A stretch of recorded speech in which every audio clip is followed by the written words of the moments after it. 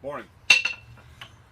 So I just wanted to take a second and give a quick shout out to Paul Sellers on his woodworking channel. I think it's called Masterclass. I was watching it the other night. I got inspired, so I built a mallet. He actually does this on one of his videos. It's probably a 30-minute long video, but it's a really good video. It walks you right through how to do it. I don't know why I've never done one before, but so I had a big chunk of rock maple. I cheated, cut it with a chop saw, 7-degree bevel, just like he does, except he does it by hand, obviously, with a really nice saw. And then did all the mortising by hand. But that was kind of my idea, because I've been using my hammer. Excuse me. I've been using my hammer to tap on all the chisels, and I don't know why I never built one, but it's starting to kick the crap out of my chisels, and they are a nice set of Japanese, so I didn't want to ruin them. So other than that, did the handle. Just wanted to give it a little shout out, let him know that awesome project, cool mallet. It was rainy yesterday, so I did mostly everything inside, just messing around, but I had time to bang this out. So, but onto that, we're going to move back onto the box bellows and get that a little farther along and show you what I've done since the last time I videoed. Okay, you guys can hear me, so this is how we're going to do it, because I keep dropping this damn thing. So last time we talked about the handle here. Well, the pistons for the handle. Now we put the actual handle on, and this is all done through mortises, and then we put ebony pegs in. So we can show you that. There you go. They'll be cut off flush and nice and smooth, and once we're ready to finish it up. How's it going again, guys? I'm going to show you a little bit of what I'm actually doing now instead of just showing you what I've done, kind of keep you informed. The feet didn't work out so well. I didn't have enough stock to make them the right size, so they don't look proportionally correct with the box. It just looked really stupid. So they're not going on. I'm going to do something different for feet. But what I did next instead was I jumped over to doing the flappers for the air intakes and the collection chamber. I've seen a lot of guys do it with like burlap and blue jean, canvas, different stuff like that. But I felt like going a little different. This right here is EPDM rubber. It's 060 thick. It's actually used for commercial roofing on factories and schools, stuff like that. I do a lot of this when I'm installing flat roofs. So I had some pieces left over. It's a really heavy gauge rubber. It's almost like bike tube tire. It works really good. I think it'll work really good for sealing it up, and I had it on hand. So I cut a bunch of squares of that, about a 1/2 inch bigger than my holes themselves. So 3.5 by 3.5. The holes are about 3 by 3. Then I cut some of that rock maple I made the mallet out of yesterday that I showed you earlier, and I ripped this on a 5/8, but then I cut it on a 7-degree angle. You see that, so that it's weighted down at the bottom more, so it'll always want to hang straight down or fall back down. I don't know if that's going to matter, but gravity will do a lot, but this should keep it so it always wants to drop right back down to seal the hole. And then I bevel both sides of it just to give it some shape, and let me show you it actually. So there it is, like that. And I'll glue the rubber on the back side here, and then I'll attach the rubber up here, and this will flap like this. So let's do that now. First what I'm going to do is I cut all my pieces of rubber, and I'm going to wash them with denatured alcohol to clean off all the... They put a chalk on the rubber, some type of talcum or chalk, to keep the rubber from sticking together. So usually we use what they call rubber cleaner, but in this case we're just going to use denatured because it's not a roof, so I don't think I have to worry about the cleanliness as much. So then we're just going to wipe down each piece.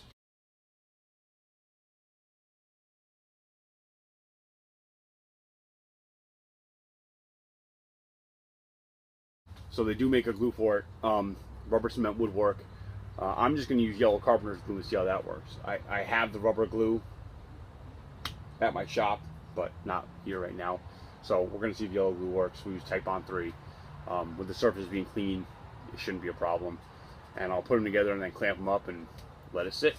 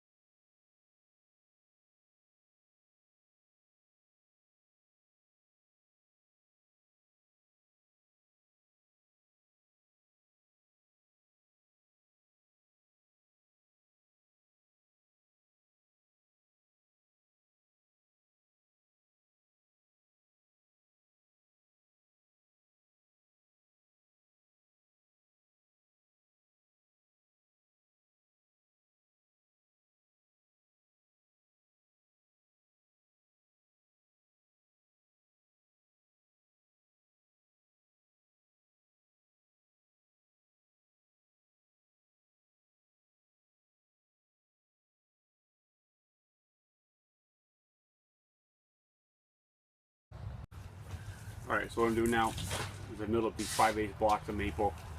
They're 5/8 by 7/16, I think. And they're going to be the blocks at the top that hold the rubber to the inside of the box. So you have 2 holes in it, and then with a brass panhead screw, we'll fasten through the rubber, and that is more or less a clinch block that will hold the rubber tight. So we're going to drill those out now. I eased all the edges on the table saw, and then I drew square lines across to keep my screws nice and clean.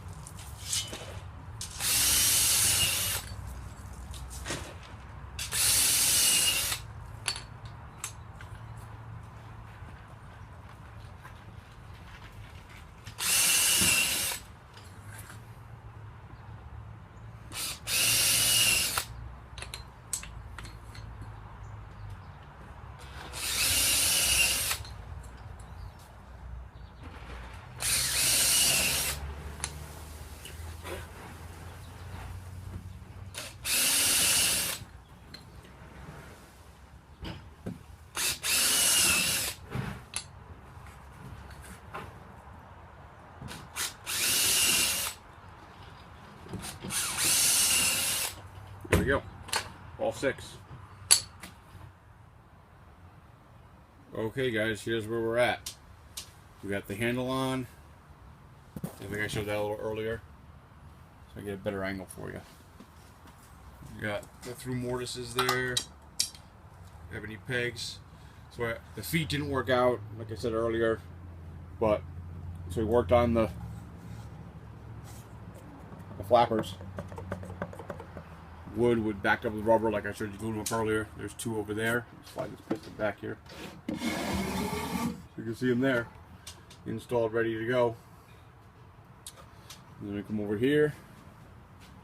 I got this box temporarily put on. That's the collector box, and that's going to get buckles on both sides. So we got a buckle down here, and I got a buckle on the other side to hold it in nice and tight, so I can access it if I need to. A little rough movement here. So we got the flappers on this side.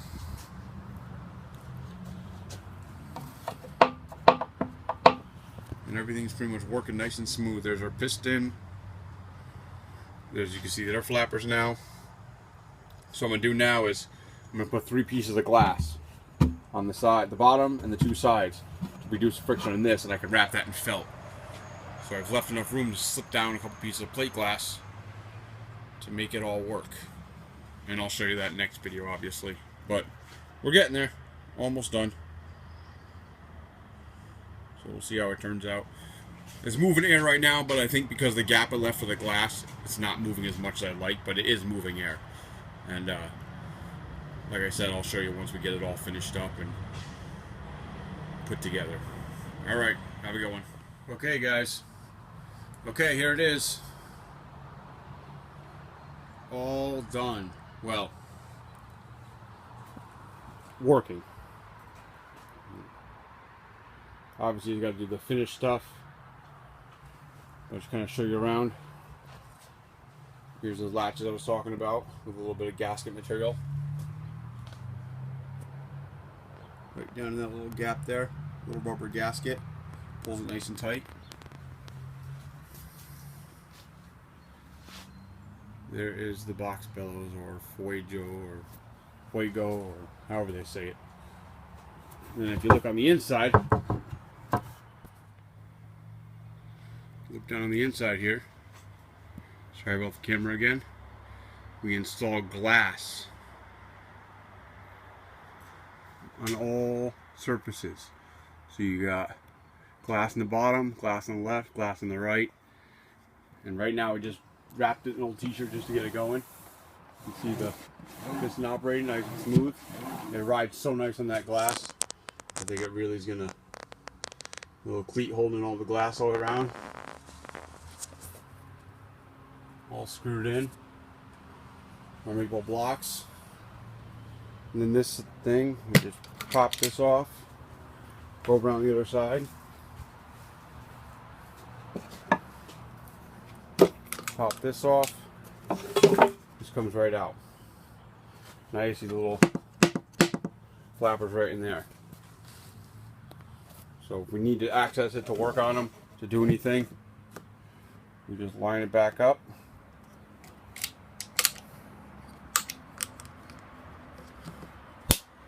Latch it.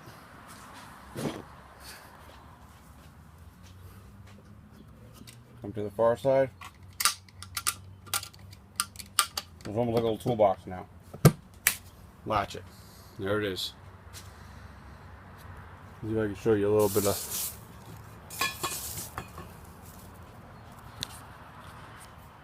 Sorry about that. Oh. Alright guys, that's less blurry. I had crap all over my lens, dust. So, sorry about that early part of the video there. It's just going to have to cope because I'm not filming this again. But so here's the handle assembly. We keep seeing that. Just because I think it's badass. But, so, it's all put together. Our box, copper pipe, and I just tied a bag to the end. So now we're going to get it in work. You can see it's nice and smooth.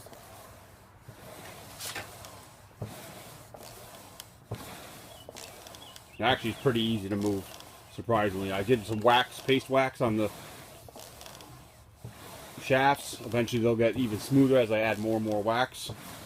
You can see this thing is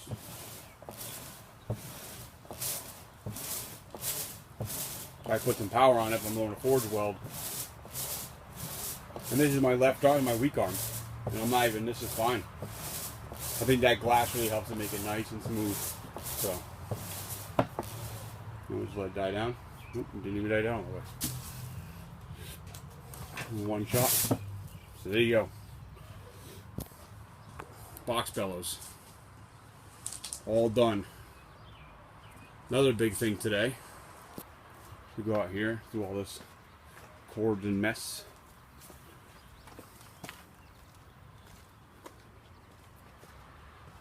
I got the stone for my forge, for my smith shop. 3/4 crushed stone, nice base. So now I can actually start putting the forge together, which will be the next series of videos. There's my forge table all ready to go. And I also scored 2 buckets of clay. And then some perlite, some cement. I'm going to pack it all on this table. And have a nice forge table, a nice fire pot. The box bellows will be over on this side here. And then the pipe will go down to the fire pot. We'll have all the little walls in the fire pot, and I gotta put a chimney in. So it'll be a little more work, but we are getting there. I have to dig a hole in my new floor to put my leg vise in, but again, that's on to the next one. So until next time, guys, thanks for watching, and subscribe if you like it. We'll make some pretty cool stuff in the forge, hopefully, and maybe some more carpentry projects. Have a good one.